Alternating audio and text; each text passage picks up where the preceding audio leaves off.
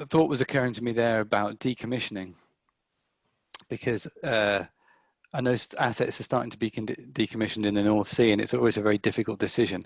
But it's also a huge liability, I guess, sitting on the balance sheets of these oil companies. And so if, I guess, the end of field life decision has to take into account the cost of decommissioning, presumably. Yep. And Yep. and that cost is, well, it's kind of a fixed cost, but it doesn't really change with the oil price. No, exactly right. The only hope you can have is that the costs come down pretty rapidly as folks get slick at it. But it's a one-way street. You know, the infrastructure's gone at that point.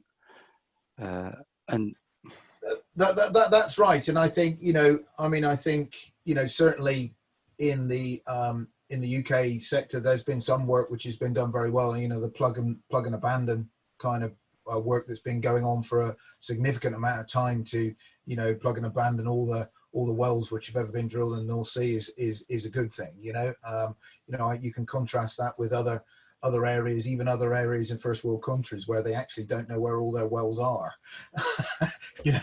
which is quite scary. So some of that is being done well. I mean, yeah, absolutely. I think understanding where the liabilities are, that's going to be a very big challenge, and whether the new operators are on the hook for the liabilities, or the initial operators are on the hook for the liabilities. And that's not something I'm particularly conversant with. It's a tough play, because surely the government at some point is going to be interested, because it has a direct impact on jobs in the area. I guess this is, and obviously we're talking very speculatively here, but I can imagine that it's not just an economic decision in terms of the oil, when you're talking about a whole industry disappearing potentially in areas. Governments get quite interested at that point.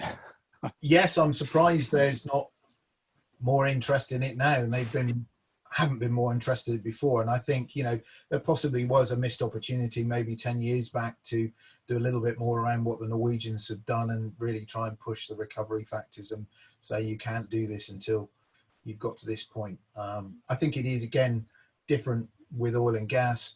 Oil, it's a much bigger issue. The gas infrastructure tends to be such that you can go to very, very low rates and still be viable if you do it right.